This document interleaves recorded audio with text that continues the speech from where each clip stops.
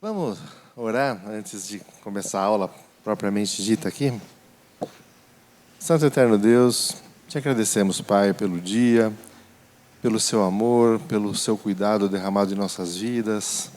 Pai, cuida de nós nesses momentos, que a gente possa ter a mente totalmente guiada pelo teu Santo Espírito, que a gente possa aprender da tua palavra e que a gente possa, posteriormente, colocar a tua palavra em prática do fundo dos nossos corações, Pai, com todo o nosso entendimento, com toda a nossa dedicação por amor a Ti. É o que eu peço, Pai, em nome do Teu Filho Jesus. Amém. Lembrando aí, né, a gente está continuando a série sobre... é um panorama do Antigo Testamento.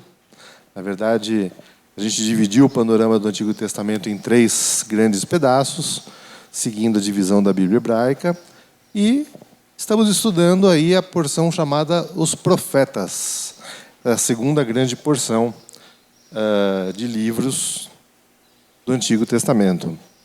Mais ou menos equivale aos nossos profetas maiores e menores, inclui alguns livros históricos e deixa de incluir alguns livros que normalmente a gente associa aos profetas nas nossas Bíblias, como Lamentações, Daniel, especialmente. E hoje eu tenho de novo o privilégio de tratar de um livro que eu acho que a gente abre muito pouco no nosso dia a dia. Eu não vou garantir, como eu garanti com Obadias, que eu só passei os olhos sobre esse livro em leitura completa da Bíblia. Mas eu não vou estranhar se esse for o caso de algum dos irmãos, e como eu disse, eu não vou garantir que também não seja o meu. Obadias eu podia garantir, certeza absoluta. Naum, eu ainda tenho ecos assim do livro que me fazem achar que em outros contextos eu já passei os olhos sobre ele, já tinha lido alguma coisa em Naum. Mas é daqueles livros que, pelo menos, dificuldade de achar, eu tenho certeza que muita gente tem. Vamos abrir já, né? Assim a gente tem bastante tempo de achar o livro. É fácil que a gente está na sequência, né? Obadias, Miqueias, Naum. Obadias não, né? Jonas, Miqueias, Naum, Obadias foi o anterior. E vamos conversar um pouquinho sobre o contexto desse livro, sobre o que ele trata, antes da gente realmente olhar para a mensagem do livro do profeta Naum. Primeira coisa aí que é importante a gente ter nas nossas mentes, como todos os livros de profecias, exceto Jonas, é um livro de coletânea de oráculos. Tá?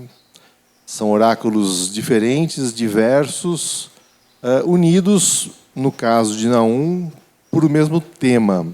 Nem sempre são tão claros os fios de união dos oráculos em alguns outros livros, mas no caso de Naum é bem claro. Trata-se de profecias acerca da cidade de Nínive. Nínive, recordando aquela mesma cidade lá do livro do profeta Jonas, capital do Império Assírio, nesse período pelo menos, e o contraste de Jonas com Naum é algo que é bastante perceptível, porque o que a gente encontrou no livro do profeta Jonas? Uma profecia de Deus acerca de Nínive: vou destruir aquela grande cidade. Como frequentemente acontece nas profecias, as profecias são condicionadas, porque elas visam muito mais do que anunciar o que vai acontecer no futuro, a ação de Deus no futuro. Muito mais importante do que isso é suscitar do destinatário da profecia, do sujeito sobre o qual a profecia fala, tá? Suscitar nessa pessoa, nesse grupo de pessoas, nessa população, nesse rei, nessa autoridade, suscitar um comportamento diferente. No caso do profeta Jonas, o que aconteceu com a cidade de Nínive? Vocês vão se lembrar. O anúncio da destruição chegou ao rei assírio que estaria possivelmente em Nínive. E aquilo fez com que a cidade se arrependesse dos seus maus caminhos. Não era uma conversão ao judaísmo, mas um arrependimento dos seus maus caminhos. E esse arrependimento levou, naquele momento, a uma mudança do curso de ação daquelas pessoas. O que levou não à revogação, mas ao exercício da misericórdia de Deus. Meio que assim, eu havia anunciado a sua destruição porque vocês são maus. Vocês se arrependeram dos seus maus caminhos, portanto eu vou reter a destruição que eu havia prometido a vocês. Acontece que passaram-se 100 anos, tá? Mais ou menos, e lá estão os assírios de novo praticando as suas maldades. E agora chega aí um oráculo definitivo, uma coleção de oráculos definitivos acerca daquela cidade. Olha, agora Nínive vai ser destruída e o Império Assírio vai ser derrubado. Então, esse livro tem esse paralelo com algumas dissonâncias aí em relação a Jonas. Nesse momento, aquilo que havia ocorrido antes, o exercício da misericórdia de Deus, já não é mais aplicável, não vai mais acontecer. Ok? Eu não sei se vocês vão lembrar, se não me engano, no livro de Jeremias, algumas mensagens do tipo, olha, nem tentem orar por esse grupo, porque já não adianta mais nada. É mais ou menos isso que está acontecendo aqui. Não adianta mais os assírios se arrependerem.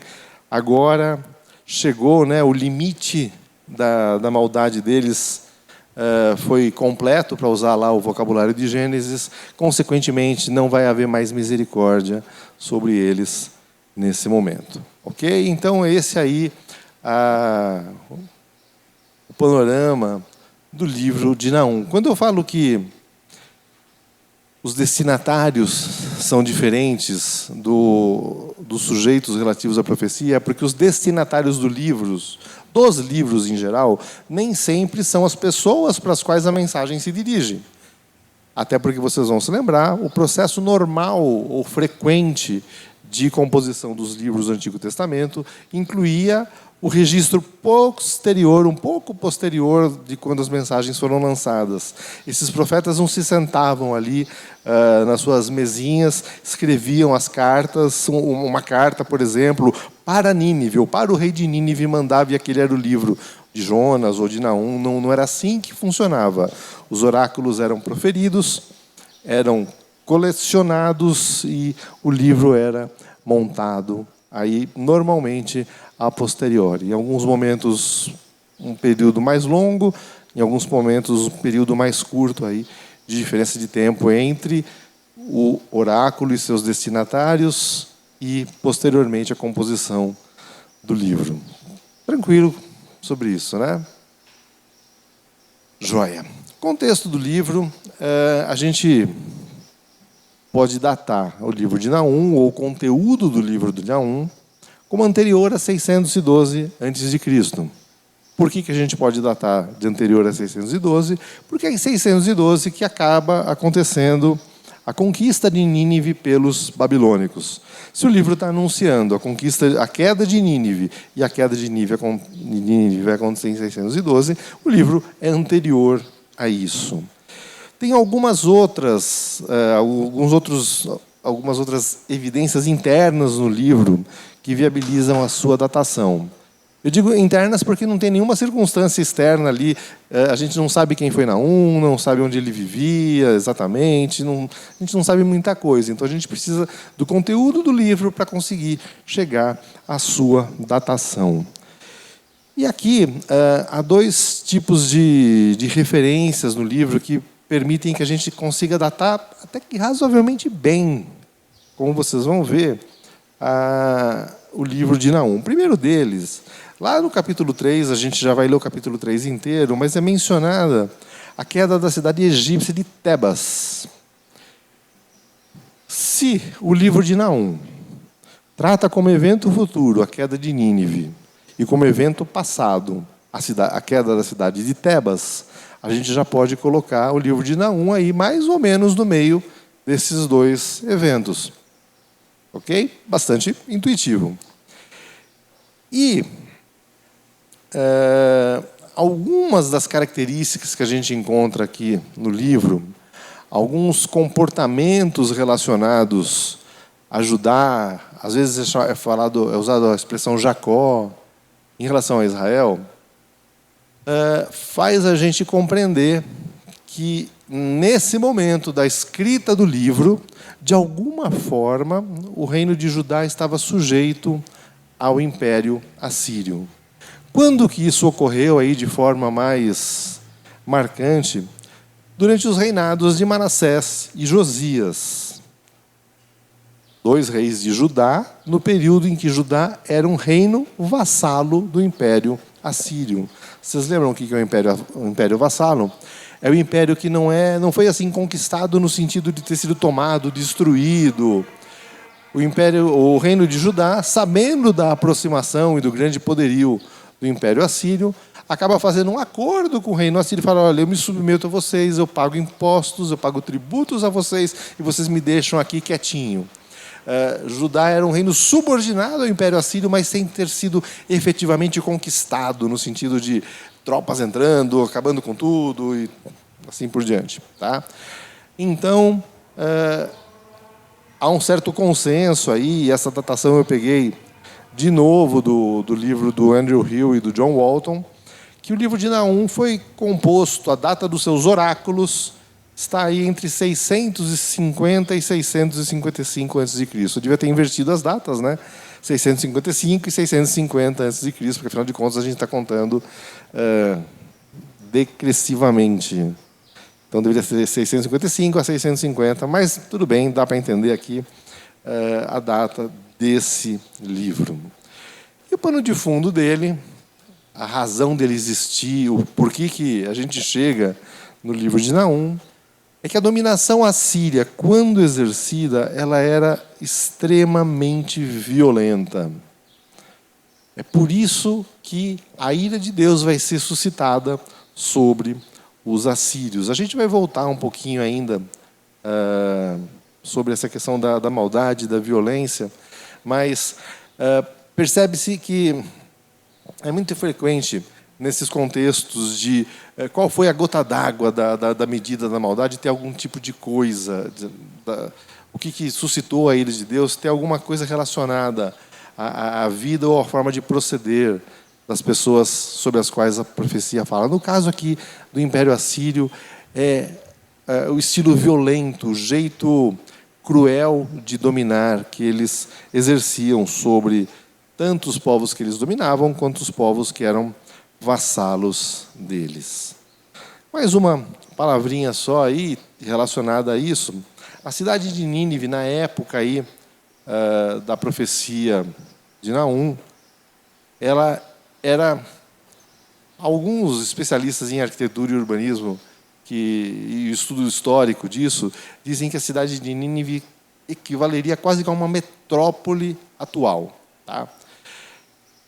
Ela tinha o corpo principal da cidade, tá? Ali no local que Nínive tradicionalmente existiu.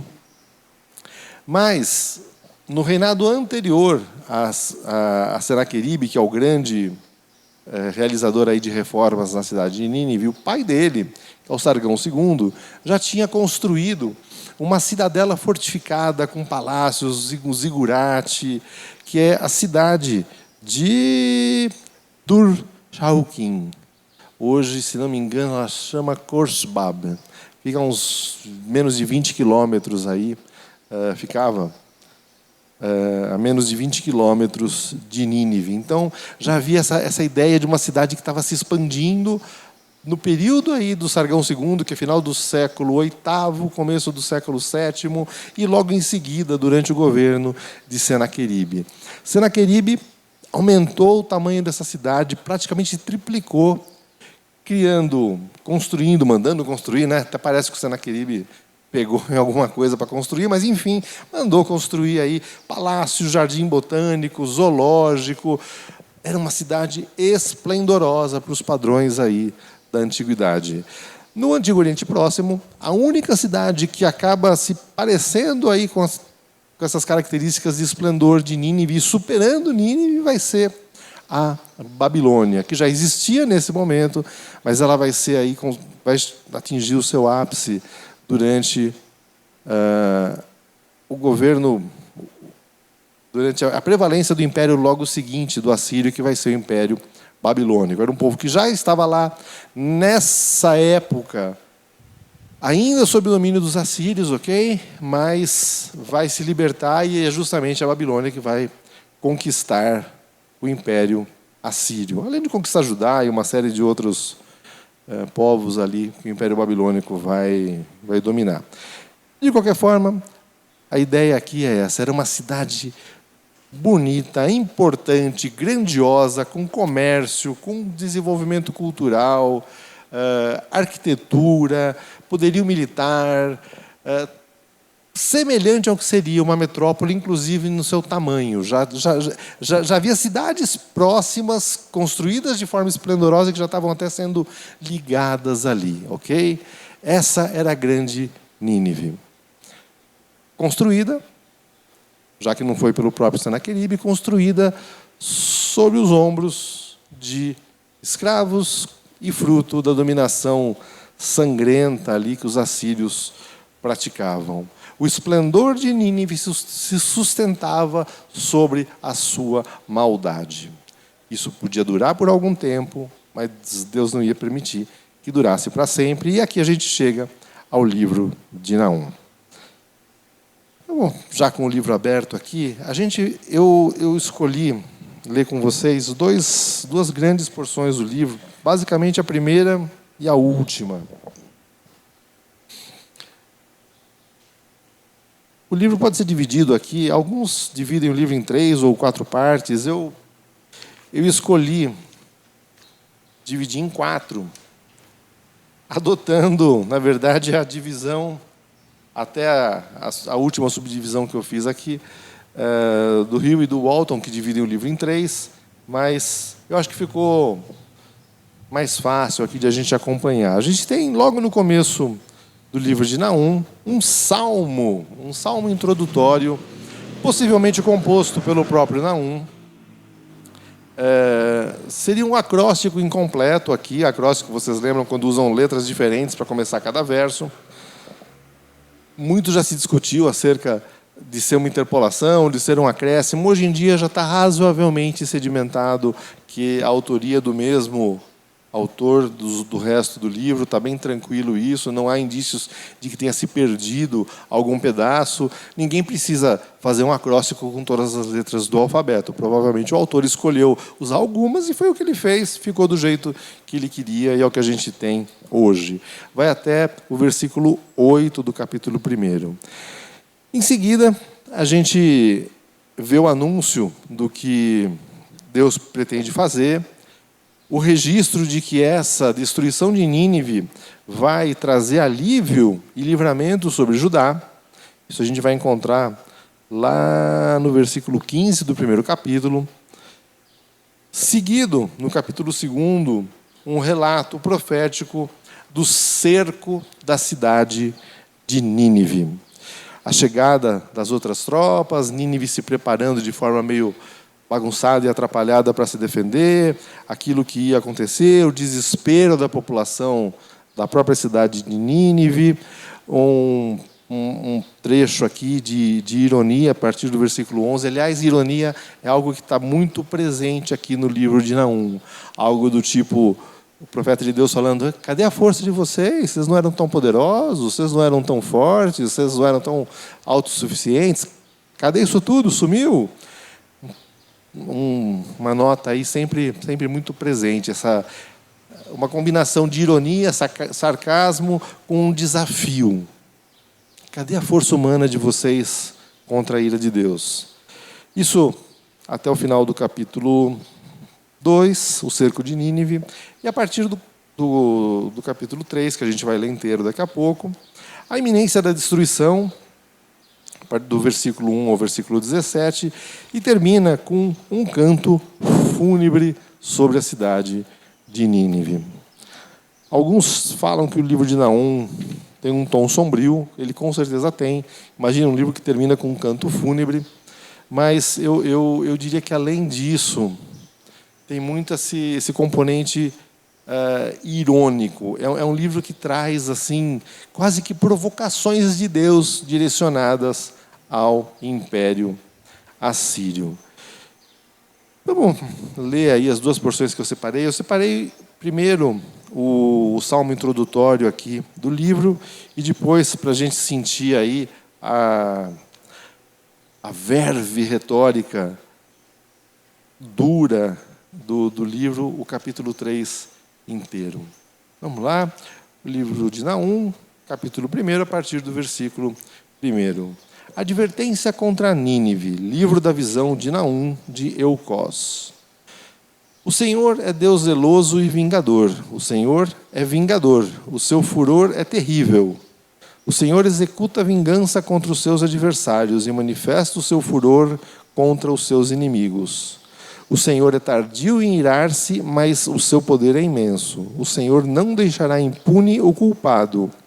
O seu caminho está no vendaval e na tempestade, e as nuvens são a poeira dos seus pés. Ele repreende o mar e o faz secar. Faz que todos os rios se sequem. Bazã e o Carmelo se desvanecem, e as flores do Líbano murcham. Quando ele se aproxima, os montes tremem e as colinas se derretem. A terra treme na sua presença, sim, o mundo e todos os que nele vivem. Quem pode resistir à sua indignação? Quem pode suportar o despertar da sua ira? O seu furor se derrama como fogo e as rochas se despedaçam diante dele. O Senhor é bom, uma fortaleza no dia da angústia. Ele conhece os que nele se refugiam, mas com uma enchente devastadora dará fim a Nínive. Perseguirá os seus inimigos até as trevas. Esse salmo é um salmo acerca, vou usar um termo meio ruinzinho aqui, mas acerca da natureza e personalidade de Deus. Primeiro, a gente tem um Deus que tem um poder absolutamente ilimitado. A gente percebe aqui nas citações acerca da natureza que ninguém pode reter o poder de Deus. Quando Deus quer fazer alguma coisa, Ele vai fazer. Nem mar, nem vento, nem os céus, nada pode resistir a Deus. Primeira característica aí, no caso da natureza de Deus, o seu imenso poder. Segunda característica, Deus é bom. Versículo 7, o Senhor é bom. Versículo 3, o Senhor é tardio em irar-se. Deus está pronto a exercer sua misericórdia, Ele quer exercer a sua misericórdia, Ele não quer a destruição, seja dos ninivitas, seja de quem fosse, só que, em algum momento, Ele não vai deixar a violência impune. No versículo 7 e 8, a gente tem uma transição meio não explicada. O Senhor é bom, uma fortaleza no dia da angústia. Ele conhece os que nele se refugiam. Mas com uma enchente devastadora dará fim a Nínive, perseguirá os seus inimigos até as trevas. Não está explicado aqui o porquê, mas está clara a razão, apesar de não estar verbalmente explicado. Os ninivitas não se refugiavam em Deus. Os ninivitas eram inimigos. Versículo 3, são culpados. Deus está exercendo um juízo, a gente vai ver mais para frente no livro, uma descrição dos ninivitas, mas aqui já está claro, olha, o mesmo Deus que é tardio em irar-se, Ele é tardio, mas Ele não deixa de se irar. Chega um momento que Ele vai se irar e vai exercer sua justiça contra os seus inimigos. E aí, vocês lembram o poder que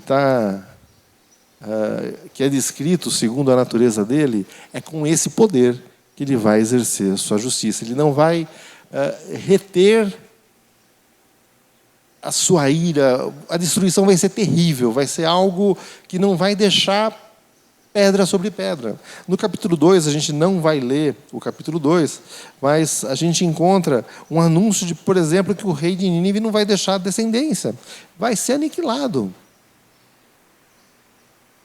Eu acho que nós enfatizamos muito, e é para enfatizar mesmo, a bondade de Deus, a sua misericórdia, a sua longanimidade, que Ele é tardio em se irar. Isso é verdade, e assim a gente não vai conseguir enfatizar o suficiente ao longo das nossas vidas essa característica maravilhosa que é a bondade de Deus.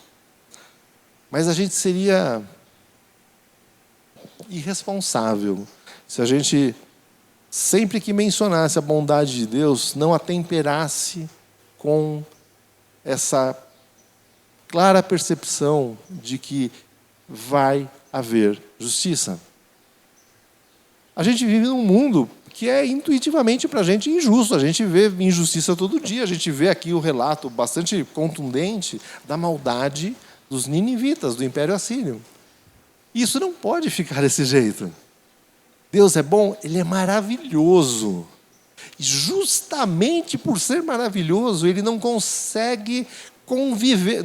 Nossa, não consegue conviver é uma antropomorfização de Deus, mas serve didaticamente aí para a gente entender o que eu estou querendo dizer. Deus não vai conviver, Ele não pode conviver com a prevalência da maldade.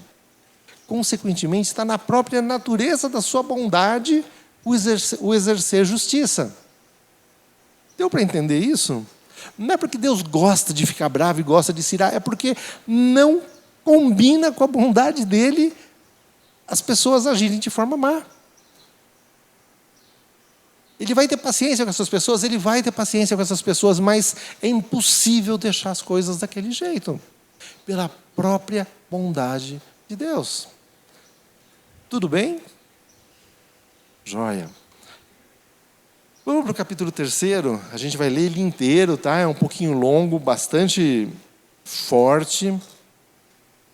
Capítulo aí, eu não diria mais 18, mas mais 16 com certeza. Mas é interessante a gente ver o tipo de maldade contra a qual aqui Naum está falando. Vamos lá. Capítulo 3 aí, do livro de Naum, a partir do versículo 1. Ai da cidade sanguinária, repleta de fraudes, e cheia de roubos, sempre fazendo as suas vítimas. Ó, a cidade sanguinária, repleta de fraudes e de roubos, sempre fazendo vítimas de sangue, de fraudes e de roubos. Uma cidade violenta e maldosa, defraudando as pessoas, aí impunemente até então. O estalo dos chicotes, o barulho das rodas, o galope dos cavalos e o sacudir dos carros de guerra. Cavaleiros que atacam, espadas reluzentes e lanças cintilantes. No capítulo 2 é descrito a preparação de Nínive, quando percebe o cerco dos babilônios que está se aproximando. Aqui isso é ecoado no capítulo 3. Continuar aí, a gente parou no meio do versículo 3. Muitos mortos, montanhas de cadáveres, corpos sem conta, gente que tropeça neles. Tudo por causa das suas ações desenfreadas, como uma prostituta atraente e mestre de feitiçarias, que escravizou nações com a sua prostituição e os povos com a sua feitiçaria. Gente, olha aqui, montanhas de cadáveres e as pessoas tropeçando neles. Versículo 5. Eu estou contra você, declara o Senhor dos Exércitos. Levantarei o seu vestido até a altura do seu rosto, mostrarei às nações a sua nudez e aos reinos as suas vergonhas. Jogarei coisas repugnantes sobre você e a tratarei com desprezo. Farei de você um exemplo. Todos os que a virem fugirão, dizendo: Nínive está arrasada, quem a lamentará? Onde encontrarei quem a console? Essa pergunta ela é interessante, ela vai ecoar no final do capítulo, tá? Mas só para a gente ter aqui uma ideia já, o desafio é: alguém vai sentir falta de Nínive? Vai doer a alguém a queda de Nínive? Esse é o sentido da pergunta, que vai ser respondida com outra pergunta no final do mesmo capítulo. Acaso você é melhor do que Tebas, situada junto ao Nilo, rodeada de águas? O rio era a sua defesa, as águas o seu muro. Cuxi e o Egito eram a sua força ilimitada. Puti e a Líbia estavam entre os seus aliados. Apesar disso, ela foi deportada e levada para o exílio. Em todas as esquinas, as suas crianças foram massacradas. Lançaram sortes para decidir o destino dos seus nobres, e todos os poderosos foram acorrentados. Você também ficará embriagada, irá esconder-se e buscará um refúgio para proteger-se do inimigo. Aqui Naum compara o que aconteceu com a cidade de Tebas, por isso que a gente pode datar aí o livro entre a queda de Tebas e a queda de Nínive, e dá um exemplo aqui da conduta de guerra dos assírios. Deportação, exílio, massacre de crianças em todo lugar, lançar sorte sobre o destino dos nobres, os poderosos acorrentados. Esse era o estilo de dominação do Império Assírio. Vamos lá, versículo 12. Todas as suas fortalezas são como figueiras carregadas de figos maduros. Basta sacudi-las e os figos caem em bocas vorazes. Olhe bem para as suas tropas, não passam de mulheres. As suas portas estão escancaradas para os seus inimigos. O fogo devorou as suas trancas. Reserve água para o tempo do cerco, reforce as suas fortalezas, entre no barro, pise a argamassa, prepare a forma para os tijolos. Ali o fogo consumirá você e a espada a eliminará. Como gafanhotos devastadores, ela a devorará. Multiplique-se como gafanhotos devastadores, multiplique-se como gafanhotos migradores. Você multiplicou os seus comerciantes, tornando-os mais numerosos que as estrelas do céu. Mas, como gafanhotos devastadores, eles devoram o país e depois voam para longe. Vocês lembram que no começo do capítulo era uma cidade de fraudes e roubos, é isso, né? Essa expressão? Fraudes e roubos, exato. Esse era o estilo do comércio, inclusive, exercido ali pelo Império Assírio. Fraudes e roubos, é a maldade. Mesmo nas atividades mais normais, prevalecia a maldade dessa população. Os seus guardas são como gafanhotos migradores, os seus oficiais como enxames de gafanhotos que se ajuntam sobre os muros em dias frios. Quando o sol aparece, eles voam, mas ninguém sabe para onde. Olha, todas aquelas forças que você tem, tudo aquilo que você confia, vai fugir. A sua defesa vai ser que nem você chacoalhar uma árvore e não precisar nem pegar frutos, eles vão despencar. É como se as portas da sua cidade não tivessem trancas, vai ser tudo arrombado, não tem jeito. Vocês vão sucumbir, a cidade vai ser destruída. Vocês foram maldosos e a cidade vai ser destruída. Por fim, aí o cântico fúnebre, versículos 18 e 19. E aqui a gente vai encontrar uma resposta, de novo em forma de pergunta, àquela pergunta do versículo 7. Quem a lamentará? Onde encontrarei quem a console? Ó rei da Assíria, os seus pastores dormem. Em algumas traduções está os seus governantes dormem. Os seus nobres adormecem. O seu povo está espalhado pelos montes e não há ninguém para reuni-lo. Não há cura para a sua chaga, a sua ferida é mortal. Quem ouve notícias a seu respeito bate palmas pela sua queda, pois quem não sofreu por sua crueldade sem limites? Esse estilo de terminar com perguntas, a gente já falou quando a gente olhou o livro de Jonas, deixa claro que existe existe uma questão retórica aqui, não está se destinando apenas àquela pessoa a qual a pergunta é feita, ou seja, ao rei da Assíria. Essa pergunta, ela se dirige ao leitor, ao destinatário ali dos oráculos, para que ele tome uma decisão, para que ele entenda alguma coisa que não está tão... que até está perceptível aqui, mas não está expresso, não está escrito em palavras no livro. Em Jonas, era a questão da misericórdia. Não deveria eu agir com misericórdia para uma cidade com tantos habitantes, animais e tudo mais? Aqui olha, quem vai chorar por você? Quem vai consolar você? Essa pergunta lá do versículo 7. Quem ouve notícias a seu respeito bate palmas pela sua queda. Ou seja, as pessoas aqui estão comemorando a queda de Nínive. A gente já viu que comemorar a queda dos outros é algo perigoso. Acontece que aqui a gente não está falando só de pessoas que souberam da queda de Nínive. No finalzinho, a última metade aqui do versículo 19, quem não sofreu por sua crueldade sem limites? A verdade é que todos os povos ali do entorno, todos aqueles que foram dominados pelos assírios, Israel, Judá, que era apenas um reino vassalo, os próprios babilônicos, que até essa época ainda estavam sob certo controle dos assírios, o norte do Egito, a cidade de Tebas, todos haviam sofrido a tremenda crueldade do povo assírio. Vocês lembram que eu falei que Deus é misericordioso, mas pela sua própria natureza de bondade Ele não consegue conviver com a injustiça? Não consegue, em todas as aspas aí do mundo. Pelo exercício da bondade final de Deus, da sua justiça, Ele vai trazer reparação. Ele vai trazer...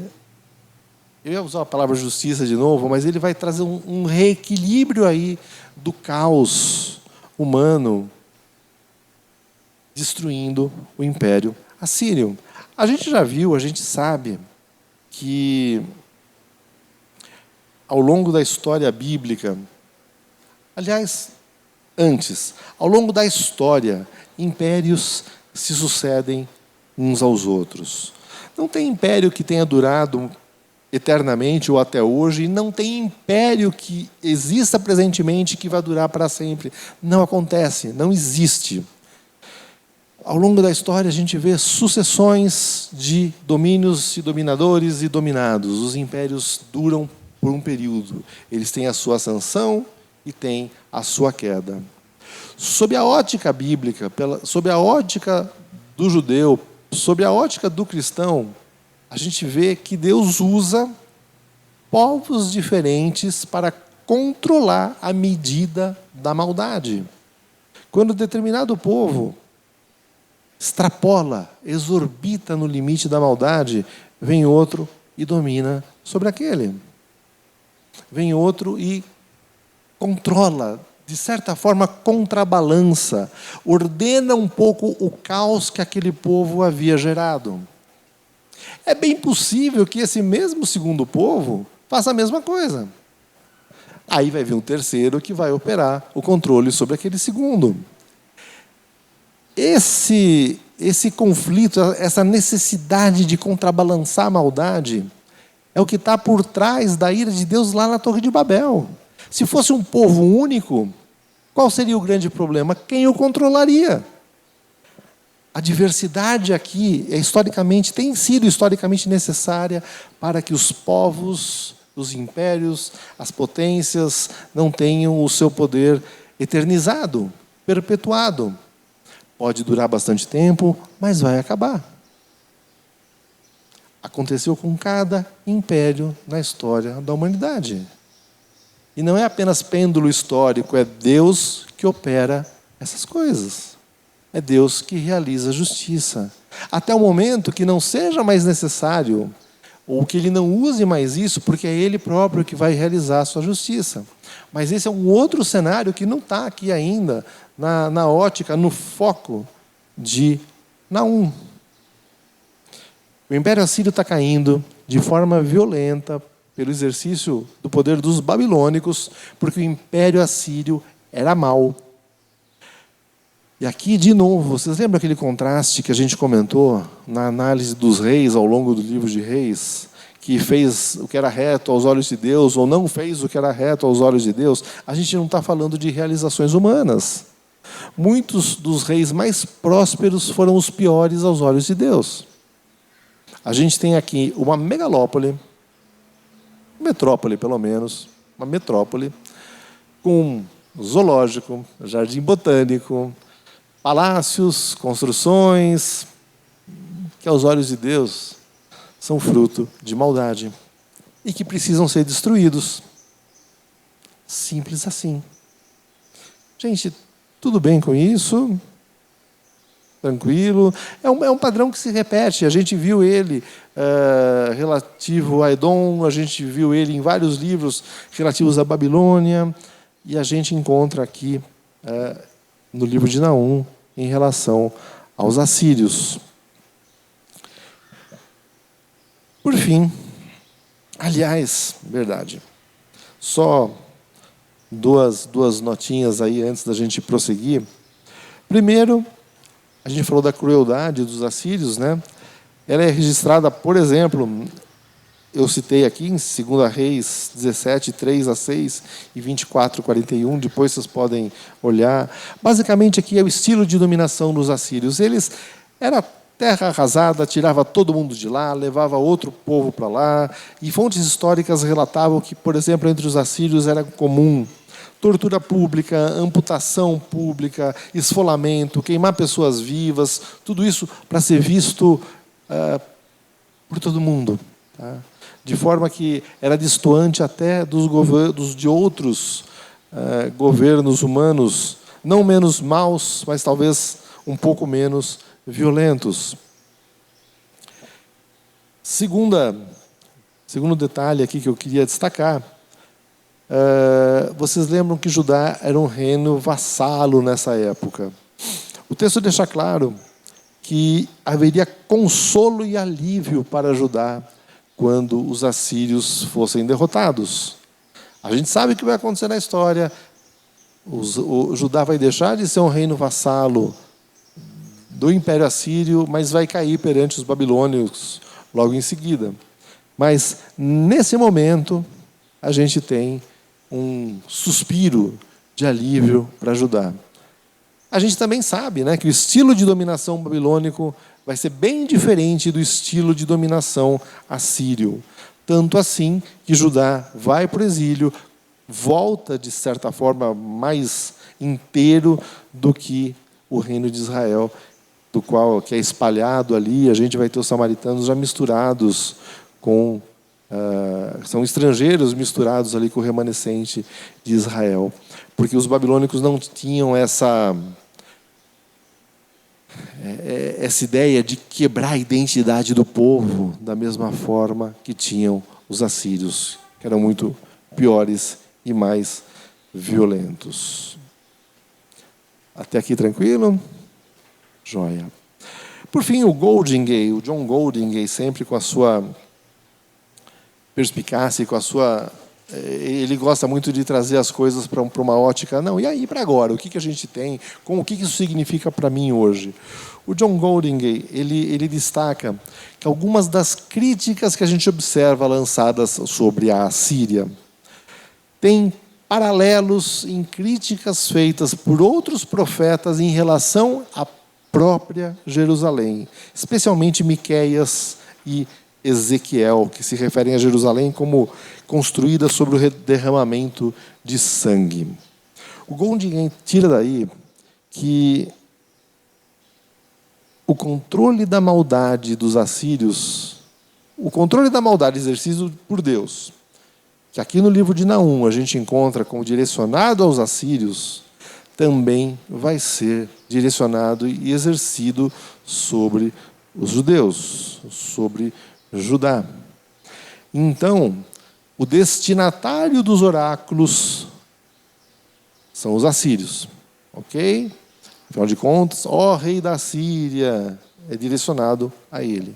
Mas o próprio registro desse oráculo, a compilação nas escrituras judaicas, traz clareza da gente poder dizer, olha, Isso é uma lição. Aliás, a gente encontra no próprio livro uma menção de o que vai ser feito com os assírios, vai servir de exemplo. Exemplo para quem? Inclusive para Judá.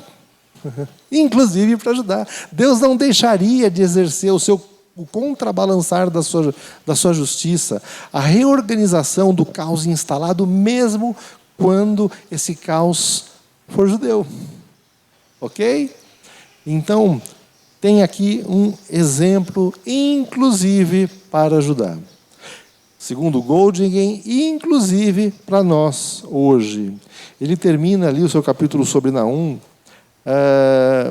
com a seguinte frase, eu até citei ela textualmente, abre aspas, fecha aspas. Você só pode alegrar-se no fato de Yahvé aniquilar o senhorio imperial se você não participa das transgressões do império. Quando a gente pede por justiça, e pedimos por justiça, quando a gente anseia justiça, e nós ansiamos por justiça, a gente tem que entender que nós mesmos, frequentemente, também estamos enredados numa cadeia de injustiça, de uma forma ou de outra. Alguns de forma mais nítida, alguns de forma mais indireta, mas a justiça de Deus, quando vier, é para reorganizar as coisas. Para bem. Mas a gente não deve estranhar que haja reação, que haja desvio, mesmo do povo de Deus. Porque, inclusive no povo de Deus, inclusive pessoas bastante fiéis ou que buscam, fiéis no sentido de dedicadas, tá? Não no sentido de estarem fazendo a coisa corretamente. Muitas vezes pessoas muito dedicadas estão agindo com injustiça. Não é à toa que no tempo de Jesus, os fariseus não eram antirreligiosos, eles eram a nata da religião da época. E ficaram incomodados com a forma nova de lidar com as coisas que Jesus trazia. A percepção de que tudo aquilo que eles estavam fazendo, na verdade, não era o mover de Deus, mas era o mover deles sobre aquela realidade. Fica então aí, segundo Goldingen, o aviso para todos nós, para que não participemos da transgressão do império. Seja ela a pura maldade, ou seja ela apenas a substituição do mover de Deus. O livro se encerra como uma pergunta.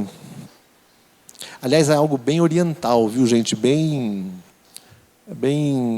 não é Extremo Oriente, no caso, né? Mas bem Oriente Médio. Tem a ver com tradição de sabedoria, com jeito de construir os textos, terminar com essas perguntas que, como eu já disse, direcionam a questão não apenas para aquele que foi o objeto, que recebeu a profecia naquela época, mas o próprio leitor. E que a gente aplique e consiga trazer para a nossa compreensão presente aquilo que foi relevante lá atrás. Ou seja, atenção com aqueles que sofrem as crueldades. Não adianta a gente ser apenas concordante contra o exercício da injustiça. É importante que nós mesmos não participemos disso, que sejamos sensíveis àqueles que sofrem as maldades e as crueldades de qualquer momento histórico. Deus não vai permitir que a injustiça dure para sempre. Ele vai, finalmente, colocar as coisas em ordem em algum momento. E nem sempre a gente olha isso com o devido anseio. A gente fala, não, eu quero que Jesus volte, quero que... Né, do jeito... Não estou assinando embaixo de tudo isso, de tudo aquilo que as pessoas dizem quando falam isso, mas existe aquele ânimo prevalente aí, né? Nossa, quero que Deus venha exercer a sua justiça, mas a gente logo... mas deixa eu, pelo menos... fazer isso, aquilo, esse tipo de coisa. Que o nosso coração seja sensível aí, que a gente não participe, não coparticipe da maldade reinante. Que Deus nos ajude aí a aplicar a palavra dele sempre. Queridos, tudo bem com o livro de Naum, duro demais no seu vocabulário. Você está falando aí sobre o juízo de Deus. Na realidade, isso é um povo. E Bíblia é um povo. Eu não tinha alguma discussão. O teólogo diz que ele não crê nessa ira de Deus. Ele não crê porque ele fala que na Bíblia não pode eu enviar um Deus tão bom que nós falamos. Porque, afinal de contas, a ira dele vai ser sobre gente, sobre pessoas. E a realidade é que ele é de pessoa para ser salvo.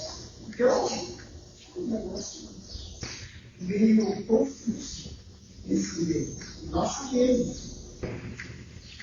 E aí Deus é um pouco consumidor. Ele lá no princípio, do exército, veio.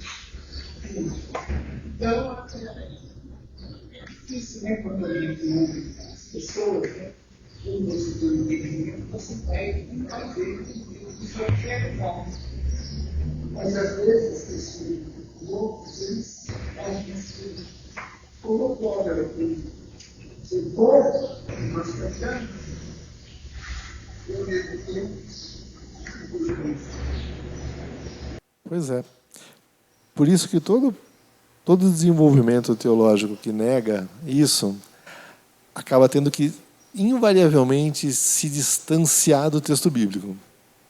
Porque você tem que apagar versículos para sustentar algo desse jeito, né, seu Milton? E eu até sei de quem o senhor está falando, já acho que não precisa, então, não precisa mencionar aqui, mas é uma tendência. 20 anos atrás foi outro, e uma das perguntas que sempre fica mais... Tá, eu vou para o céu e vou dar de cara com Hitler ali, com Stalin, com Papadoc e tantos outros. É ruim sair falando o nome, porque... bom, eu falei um de direita, um de esquerda, enfim, isso não veio ao caso. Mas, invariavelmente, se o Milton é uma pessoa para explicar ou para divulgar um entendimento desse, tem que negar a Bíblia de alguma forma. Não tem como fugir disso. Não tem como fugir disso. Por isso que eu quis, assim, só destacar que o próprio exercício da justiça é uma faceta da bondade de Deus. Não tem como. Não tem como. Não tem como conviver. Eu não sei se vocês chegaram a falar antes de chegar, e uma das ilustrações que ele colocou aí é a bebida alcoólica, né? Vocês vão se embriagar na ira de Deus.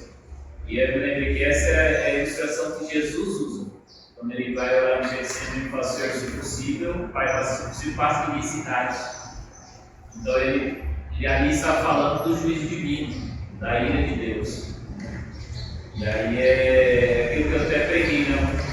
Antes da licença paternidade, aqui que ignorar essa realidade da punição eterna, enfim, da grandeza da punição, como o inferno, né? A Bíblia escreve, é ignorar o cálice que Jesus bebeu, né? Que foi ali no inferno, vamos dizer assim, para ele suportar. Eu estou lendo de uma história da cruz de Cristo, e ele fala isso, ele fala assim, Jesus não estava pedindo para passar dele a morte física, porque senão ele seria menor do que os mártires, porque os mártires enfrentaram uma alegria, então os próprios apóstolos se alegraram de sofrer por antagonismo. O que pesava sobre Jesus era esse juízo, né? Então o profeta está anunciando uma intervenção divina que vai acontecer, vamos dizer assim, é suportável, porque você tem, por exemplo, o Abacuque, né? Que ele tem uma previsão de juízo, e aí ele fala no final, mas tudo bem, ainda que a figueira não floresça, não haja fruto e tal, eu me alegrarei no Senhor, que é a minha fortaleza. Mas quando ele se embriagar-se, na verdade Deus está dizendo que ele vai intervir. No caso, não vai ser o Senhor a sua fortaleza, mas vai ser o Senhor contra você. Eu acho que essa é a questão a pior coisa. Aqui na 1 a figura da embriagada, né? Aquela sobre a qual a justiça foi exercida, né? Mas concordo plenamente, até porque é que hoje também a gente tem Jesus que na sua vida e no seu ministério acabou exemplificando isso, a gente compreende melhor, né? Mas realmente vai ser. Por que a gente tem Apocalipse e taças da ira de Deus? Porque faz parte. Mas realmente, no nosso caso, o próprio Deus, em Jesus Cristo, foi quem suportou a ira devida, né? Porque às vezes a gente pode confundir o negócio com as ilustrações, né? Porque a Bíblia usa várias ilustrações, assim, fogo. Então a pessoa pensa, não, o perigo é um incêndio. Não é um incêndio. O perigo é sair de Deus. É a mão de Deus exercendo o juízo.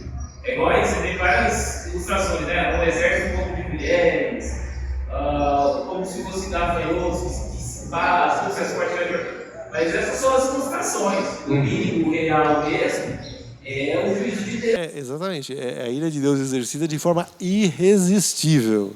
E aquele versículo, né? Terrível coisa cair nas mãos do Deus vivo. Estava lembrando dele também, Juliano. Pois é. Mas assim, a questão é isso, é você ter Deus poderoso contra você. E vai estar contra toda injustiça. Isso não tem dúvida. A Bíblia não deixa margem para a gente subtrair isso do pensamento bíblico. Não tem como. Gente, tranquilo com Naum. Livro doído, né? Enfim, vamos orar e a gente termina em seguida. Eu tento não passar muito do tempo, mas fica duro. Deus maravilhoso, amado, Senhor, declaramos que somos gratos pelo seu amor imerecido sobre as nossas vidas, Pai. Exaltamos o teu santo nome em gratidão, Pai, e clamamos que o Senhor cuide das nossas vidas, nos ajuda por meio do teu Santo Espírito a que sondemos os nossos corações. Pai, não permita que a gente seja de maneira nenhuma, em momento nenhum, participante da maldade humana, Senhor. Somos imperfeitos, pecadores, pecamos contra Ti, contra os nossos irmãos, mas, Pai, cuide de nós, nosso arrependimento seja rápido e eficaz, para que a gente possa ser participante do teu movimento de fazer justiça nesse mundo. É o que eu peço, em nome de Jesus. Amém.